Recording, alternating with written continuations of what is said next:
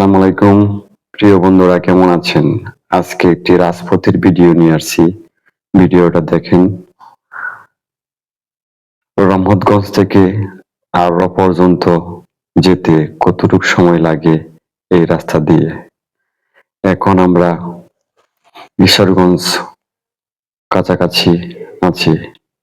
এই ঈশ্বরগঞ্জের কাছাকাছি আছি। আমার ডান পাশে বাম পাশে অনেক রকমের সাজানো গোছানো একটি গাছ, অনেকগুলো গাছ আছে।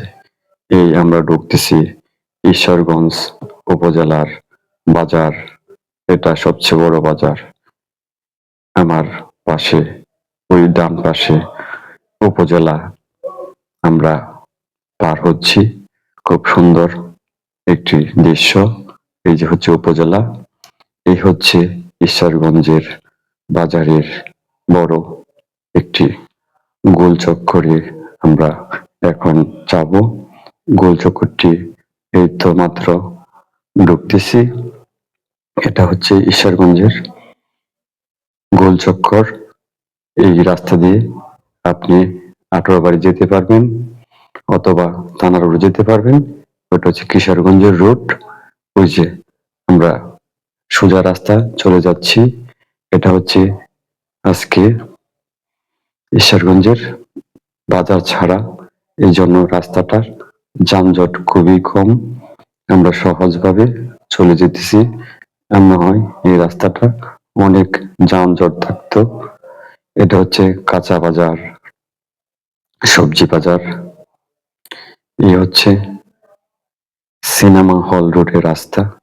আমি সামনে একটি উঁচু ব্রিজে উঠবো। এই ব্রিজটির সাথে আপনাদেরকে পরিচয় করে দেব। ব্রিজটি সামনে উঠতেছি, মাঝখানে কিছু একটু যানজট হয়ে গেছে, জন্য গাড়িটা স্লো আমরা যাচ্ছি।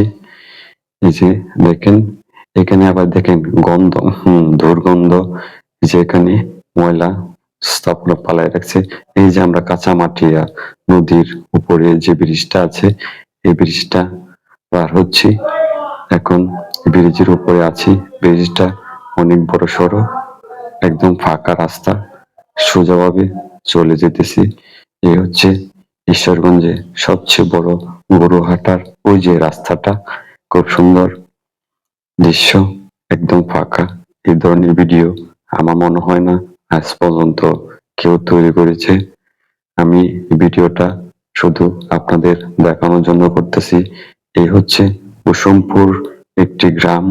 এই গ্রামের সাইডটা এটা খুব সুন্দর, চারপাশে সবুজ গাছগুলো অনেক সুন্দর একটি ভিউ এনে দিয়েছে আমাকে, তাই ভিউটা তুলে ধরলাম আপনাদের জন্য।